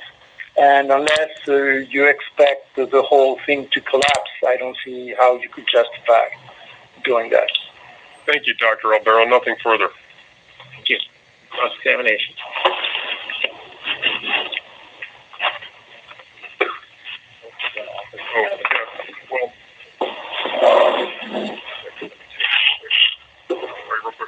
Your Honor, I would like to offer the demonstrative into evidence, but in looking at it, I'm a bit concerned that we may have also passed out some draft slides that we're intending to use at the second session of Dr. Albero tomorrow. So I think if it pleases the court, you might like to sort of collect the day 2 part and offer the day 1 part as a demonstrative. I don't think I have the day 2 part myself. Mine ends at 2-37.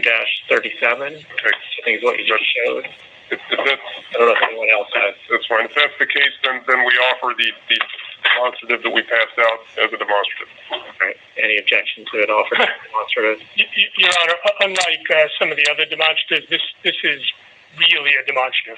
In other words, this is not the normal thing that I think I'm sure that he even offered it into evidence. I think he's just offering it as a demonstrative.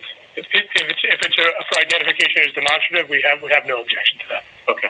Thank you, Your Honor. It's accepted as a demonstrative. And just a reminder, I will have to cut you off at 3:30 if you're still going, and we can always pick up tomorrow. That's fine. Your Honor, if I may approach. You may. Just with some exhibits. Fine. And Mr. Navarro, I put a copy of your July 7th expert report on top in case I think we may need it.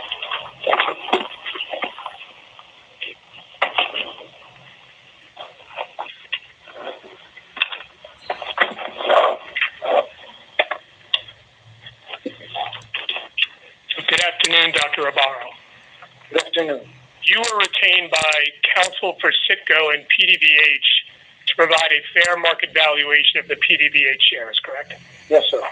And you started working on your expert report in the first quarter of this year? Approximately, yes, sir. And presumably sometime after you started, that's when you concluded that the PDVH shares were worth $18.6 billion, right? Yes, sir. And then you provided your report on July 7th, just days after the special master made his final recommendation to the court, right? I wasn't aware of that, but I'll take your word for it. Now, to be clear, you've never been recognized by a court as an expert, right? That's correct. You've never been hired to evaluate a judicial sale? No. You've never worked for an investment bank? No. Your business is not to advise people in a purchase or sale. That's not what you do for a living, right? Correct.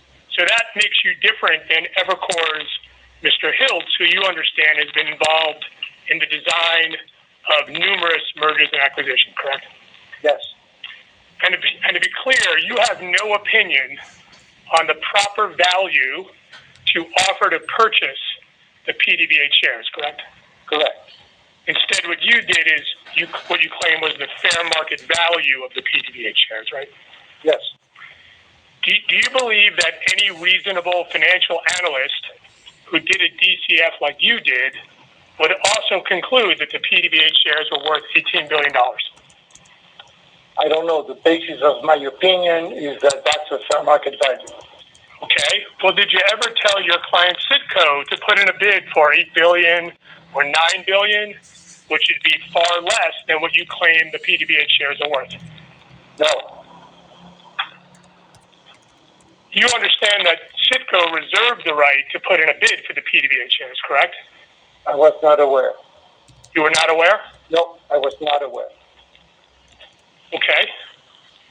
And you're not aware of anyone anywhere in the world who would actually pay $18 billion for the PDVH shares, right? I have no opinion on that matter. Can't even identify anybody who would be willing to pay $10 billion, right? I have no opinion on that matter. Have you reached out to any bidder to tell them, hey, you should make a bid because the shares are actually worth $18 billion? No. Well, you represent Citgo, right? No. You're not here as a representative of Citgo? I don't represent Citgo. I was hired by Citgo to emit an expert opinion, an independent expert opinion, but I do not represent Citgo. And Citgo presumably wants the shares to be sold at the highest price possible, right? I have no opinion. So why haven't you gone out and told people, broadcast to the world that these shares are worth $18 billion, and you can come in and buy these for a lot less than what the bids are? I was not hired to do that, sir. Okay. In connection with your work on this case, you didn't look at what actually happened with regard to the bids received by the special master, right? That is correct. Yes, I did not. You never reviewed the bids that the special master received before he made his final recommendation, right? That is correct. And when you're assessing the value of a company, you only consider what has happened in the real world if you're asked to, correct?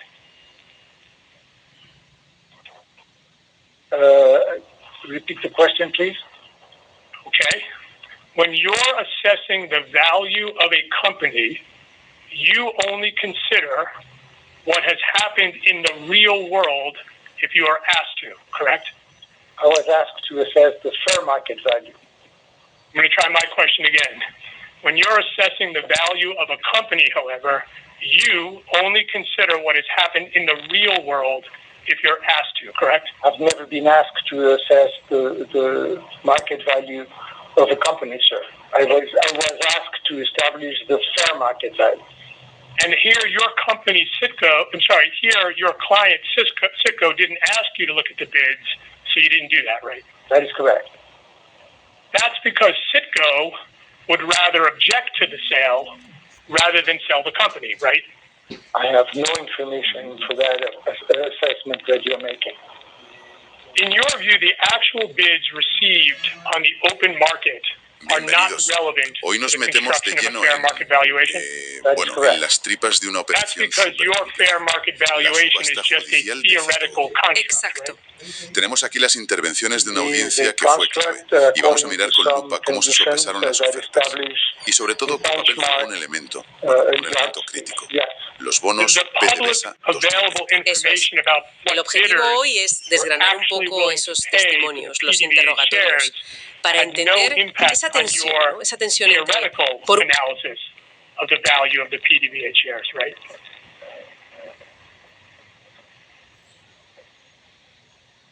I don't accept it's theoretical. Your Honor, may I approach? May. Mr. Albero, Thank you. you gave two depositions in this case. I'm going to show you your first deposition transcript for now. If we need the second one, I'll bring that one out, okay? Yes, sir.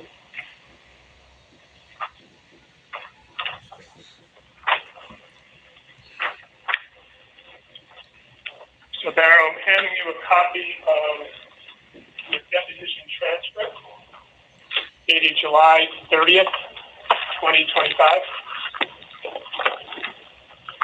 You'll recall my colleague there, Mr. Curtis, took your deposition on July 30th, 2025. I do. And let me ask you if you can turn with me to page 83, line 11, to page 83, line 16, and let me know when you're there. I'm there. Were you asked this question by Mr. Curtis, and did you give this answer? Question. So the publicly available information about what bidders were willing to pay for the PDVH shares had no impact on your theoretical analysis of the value of those PDVH shares, correct? Answer, correct.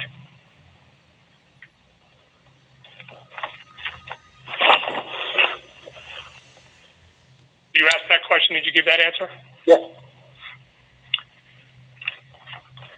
The only person willing to pay the fair market value you calculated is a theoretical willing buyer, correct? Yes. Not an actual buyer, right? Yes. Now, to be clear, the $18 billion number you came up with is essentially what Citgo's counsel told you they wanted for a valuation number, right? That's ridiculous. No, sir. Well, as we discussed, you started working on your report in the first quarter of 2025, correct? Yes. And then, as we discussed, sometime after that, that's when you came up with your fair market value number of $18 billion, right? I calculated it, yes. But Citgo's lawyers were telling the court well before the first quarter of 2025 that Citgo contended the PDVH shares were worth close to $18 billion. Did you know that? No, I did not. I have no knowledge of that. Let me ask you if you can take a look at your binder. Let's look at the second tab, please.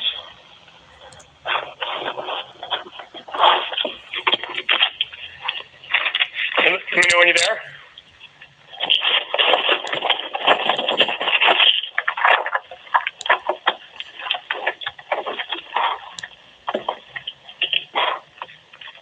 I'm at the second binder. Okay, and you'll see this is a transcript of a hearing before the court dated October 1, 2024. Do you see that? Yes. And if you could turn with us to page 52.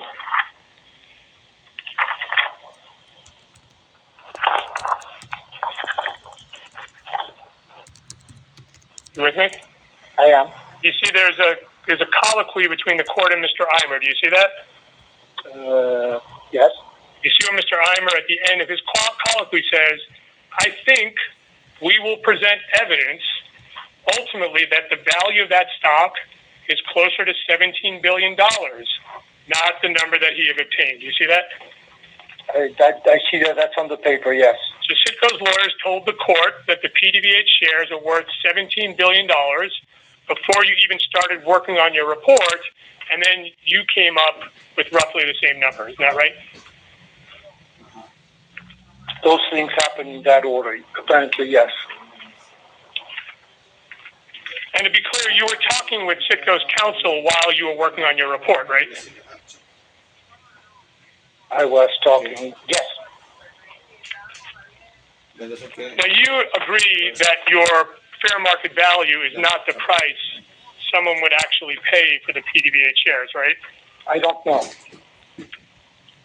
In your view, though, it's not a sale on the marketplace, right?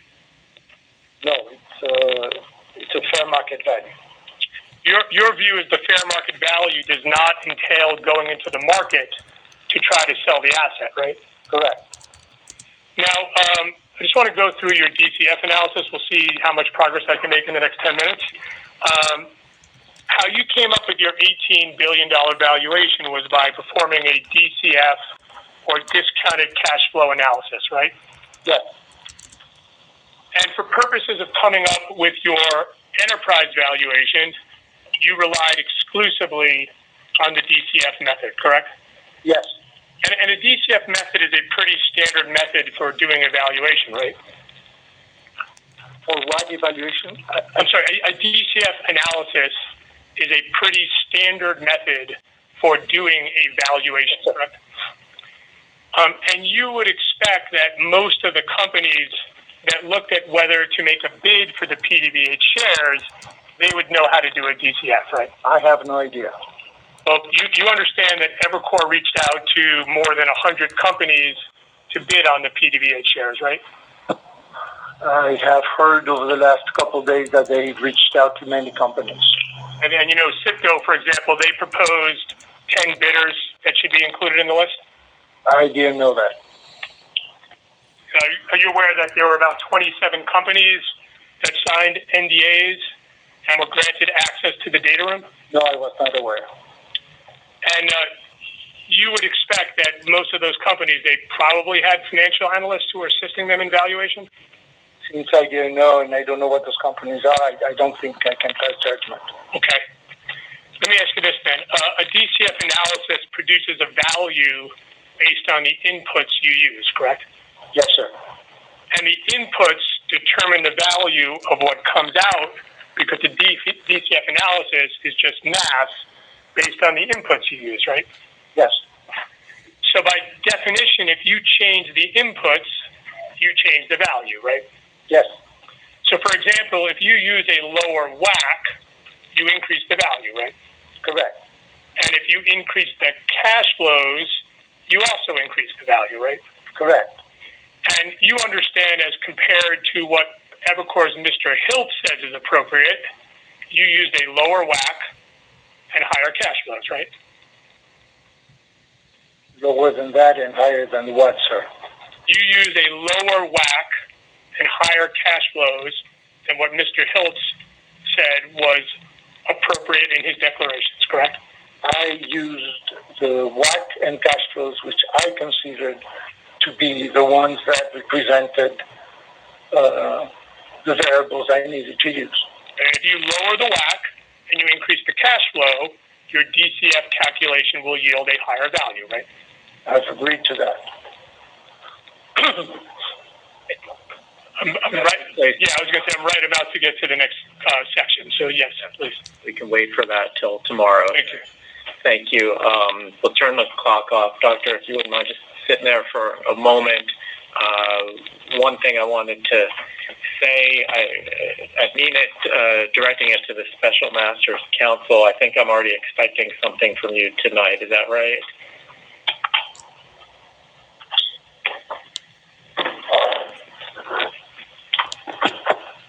Good afternoon, Your Honor. Chase Bentley, Wild Gospel.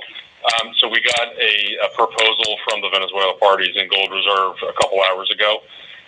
We are talking among Weil and Evercore this afternoon as soon as we leave today, and then we'll have the meet and confer, hopefully within the next few hours with the parties, and we are planning on filing a status report tonight. Great. Now, I'm thinking of asking you, but only if this is a simple question, and I hope it's a simple question.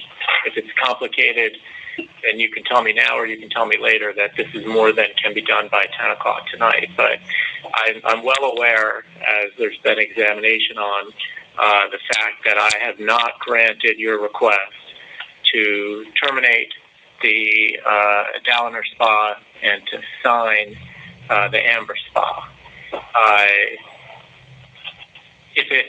I'm curious about everybody's positions on that. And I'm struggling for a word other than ministerial. I just want to know if there's a way for you to figure out if anybody would have an objection to me now granting you that authority that you requested, while preserving everybody's rights substantively. And if I were to grant it, I would not mean anything by it other than just it's essentially a ministerial request you made that is still pending. Do you understand what I'm saying? And you're saying that by 10 p.m. tonight, you'd like to know where the parties are, or if somebody... Yes, again, and you've got the right to tell me that's ridiculous. You all have plenty to do. But on the possible chance, and I don't know if it's true, that everyone would be okay with this because it's preserving everybody's rights. I don't mean to prejudice everyone's rights. I'd kind of like to know that. But if it's complicated, you could just tell me it's complicated. I mean, I think that we can send around a simple email. We don't need to actually meet and confer on it. I think we can send an email and have everybody respond by a time certain. I'll let you know that that based on prior conversations that we've had with Gold Reserve's counsel, they oppose it. Let them speak for themselves, but we are happy to go solicit all of the parties and respond to you, by 10 p.m. tonight, however you would like, whether it's a joint status report or that same joint status report, however you would like, Your Honor. Okay. Since you've called out Gold Reserve and they're here, if you want to take a minute or two, I am going to have to disappear in about 5 minutes. But so the request, Your Honor, is the court's intention is to do a ministerial act that has no real impact on anybody's rights or obligations, yes? I'm contemplating that because I think that was what the request was from the special master. And by saying that, I don't mean that it wouldn't have potentially serious complications, but whatever complications it would have had I granted his request prior to the hearing, to just, and by just, I don't mean to minimize it, but I'm trying not to prejudice anybody's rights that you already had when you walked in here. He's on the record as clearly recommending the Amber Energy deal. We all know that, and recommending that I not approve the Dalliner one. And there's just a discrepancy in the record at the moment because he signed up with Dalliner, and I didn't let him, on the timing he asked for it, to get out of that and sign up the new one. And so I'm just asking, now that we've heard a lot about it, if I sort of rearranged, for lack of a better word, the paperwork so that it aligns with what his recommendation actually is, if there would be any objection to that, as long as I've made clear, as I'm struggling to do that, I view it as a ministerial act, and it's not meant to be any judgment or prejudicial to your rights or anyone else's. I think, Your Honor, we have objected, and I recall Your Honor's indication in the status report that it was going to hold over this decision until the end of the sale hearing at the earliest. I'm curious as to whether, not to ask Your Honor a question, but why that timing has changed. Yeah, and I'm not going to answer. So to include the possibility that there is no thinking behind this other than just we've heard a lot about it. So let's just leave it at this. I do direct the special master to do what he can between now and whenever he's got his status report, which is already in the works, ready tonight, to simply report back to me to the extent he can what the positions are of the various entities. If the position is we object, it may be as simple as some, Gold Reserve objects. If there's a little more to it, great. And if I want to pick up further with it, get more briefing or discussion tomorrow, I know how to find you. I think, Your Honor, I know you have to leave, but if it's that Your Honor will hold over the question for further argument if we do object, and we do, because we would like to be heard on it, because we do think there are potential implications that perhaps the court has not contemplated. Here's what I can tell you. I am not going to grant it at 10 o'clock tonight if I see that it's objected to. Okay. There'll at least be some further process that we can take up in the morning. I don't know how elaborate it will be, but I won't rule on it tonight if what I get back is there's an objection. But I still think there may be value in, and so I hereby direct the special master to the extent he can, to report to me the various positions of whoever you can get it from with your status report tonight. And I think our question, Your Honor, is the court intending to simply do both or just the one? What do you mean both? Oh, you mean two spots as opposed to one? Right, because Your Honor has already held last year that the signing of an SPA is...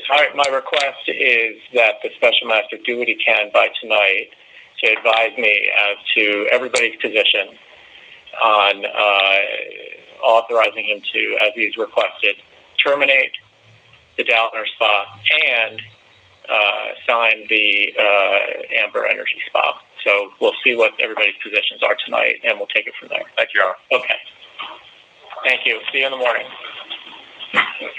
Sir, can you give me instructions? What am I supposed to do? Sure. Third, you cannot have substantive discussions with your counsel. I understand. I just want to make